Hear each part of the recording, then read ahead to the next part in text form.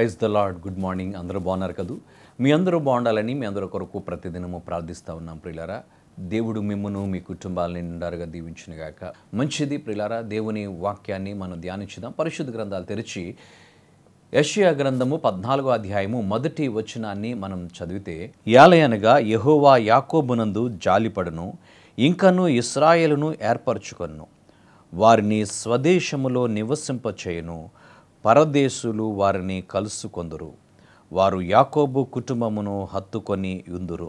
దేవుడు ఇక్కడ యాకోబును గురించి మాట్లాడుతున్నాడు. అదే సమయంలో మనతో కూడా మాట్లాడుతున్నాడు. దేవుడు యాకోబు యందు జాలి పడును అనేటువంటి మాటను మనం చూస్తున్నాం.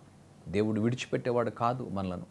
ప్రభు నన్ను విడిచిపెట్టేశాడండి, నన్ను అందరూ విడిచిపెట్టేశారండి, ఎవరు నాకు తోడు లేరు, ఈ కష్టకాలంలో దేవుడు కూడా నాకు దూరం అయిపోయాడండి అని చాలామంది వాపోతుంటారు.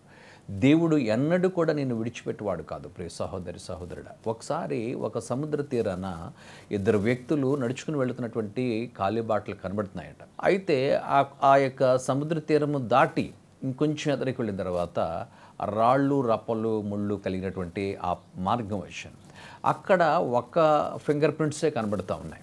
కనబడుతున్నప్పుడు ఆ వ్యక్తి అంటున్నాడు, ఇదిగో ఆ యొక్క చల్లగా ఆహ్లాదకరంగా ఉన్నటువంటి ఆ సంతోషకరమైనటువంటి సమయంలో నీవు నాతో ఉన్నావు, కష్టాలు వచ్చినప్పుడు ఇబ్బందులు వచ్చినప్పుడు ఈ ముండ్ల మార్గం గుండా నేను వెళ్ళవలసి వచ్చినప్పుడు నన్ను విడిచిపెట్టి వెళ్ళిపోయావు అని అతను అంటున్నాడు.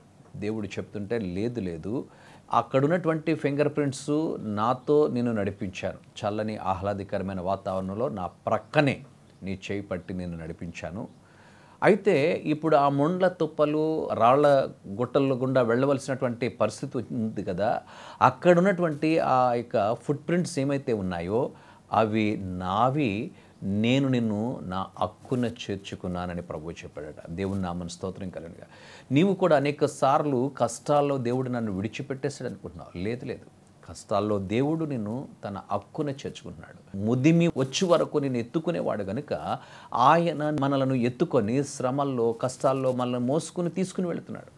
అందుకని యెహోవాను ఆశ్రయించు నరుడు ధన్యుడు అన్నాడు దేవుని వాక్యములు. ఎందుకు మనం ధన్యులమంటే కష్టాల్లో మనకు ఆదరణ ఉంది, కష్టాల్లో మనకు కంఫర్ట్ ఉంది. దేవుడు మనకు ఆదరణను ఇచ్చేటువంటి వాడు. కష్టాల్లో ఇరుకుల్లో ఇబ్బందుల్లో ఆదరణ ఉంది. ఇతరులకు కష్టాల్లో ఆదరణ లేక కృంగిపోతారు, కానీ మనకు ఆదరణ ఉంది. దేవుని యొక్క ఆదరణ వాక్యము ద్వారా, దేవుని సేవకుల ద్వారా మనకు ఆదరణ ఉంది కనుక ఆయన నిన్ను ఆదరించి బలపరిచి నడిపించేవాడుగా ఉన్నాడు.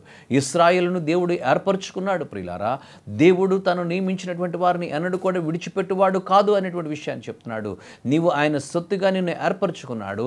ఆయన నిన్ను ఎన్నడూ విడువనటువంటి వాడు, ఎడబాయినటువంటి వాడు, నీ అందు జాలి పడేటువంటి దేవుడుగా ఆయన ఉన్నాడు. నీ పరిస్థితులు చూచి జాలి పడ్డాడు.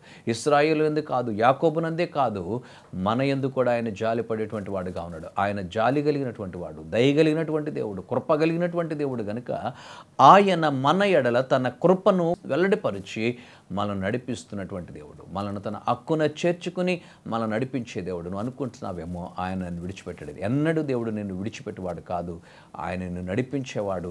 నిన్ను నడిపిస్తూ ముందుకు వెళుతున్నప్పుడు నీ చుట్టూ ఉన్నటువంటి వారు కూడా నిన్ను హత్తుకునేటట్లుగా చేసేవాడు. దేవుని నామమున స్తోత్రం కలిగింది గాక. ఎవరైతే నిన్ను విడిచిపెట్టి వెళ్ళిపోయారో వారు కూడా నిన్ను హత్తుకుంటారు. నిజంగా మీరు దేవుని కలిగి ఉన్నారండి. మీరు చెప్పినటువంటి మాటల ద్వారా మాకు చాలా ఆదరణ కలిగిందని చెప్పి మిమ్మల్ని హత్తుకునేటువంటి రీతిగా వారు నడిపించబడతారు అనేటువంటి విషయాన్ని దేవుని వాక్యం సెలవిస్తుంది. కనుక మీరు ఎవరైతే మిమ్మల్ని ఆ రీతిగా మాట్లాడారో మరలా వారందరూ కూడా మిమ్మల్ని హత్తుకుంటారు. అటు రీతిగా ప్రభువు మిమ్మల్ని నడిపించేవాడుగా ఉన్నాడని దేవుని వాక్యం సెలవిస్తుంది. ప్రభువుకి మన హృదయాలు అప్పగించుకుందాం. ఆయన మనల్ని విడనాడువాడు కాదు, విడిచిపెట్టువాడు కాదు, ఎడబాయివాడు కాదు. కనుక ఆయన వైపు చూస్తూ ముందుకు సాగుదాం. ప్రార్థన చేద్దాం. పరిశుద్ధడానికి స్తుతులు. ఈ యొక్క వాక్య భాగాన్ని మీరు దీవించండి. నీ వైపు చూస్తున్నప్పుడు వారికి వెలుగు కలిగింది ప్రభువా. నీవు మమ్మలను ఎన్నడూ విడిచిపెట్టువాడు కాదు, మాపై జాలి చూపించే దేవుడు, దయగలిగినటువంటి దేవుడు కనుక నీ పాదాల దగ్గర సాగిలపడుచున్నాం ప్రభువా. నీ బిడ్డలు ఉన్నటువంటి ప్రతి పరిస్థితి నుంచి విడిపించండి. వారిని అన్ని విషయాల్లో ఆయత్తపరిచి నడిపించండి. వారి ప్రతి పనిలో నీ పరిశుద్ధ జోక్యం కలిగించుకొని నీ కృపలో నడిపించమని యేసు నామమున అడిగి వేడుచున్నాము తండ్రి. ఆమేన్.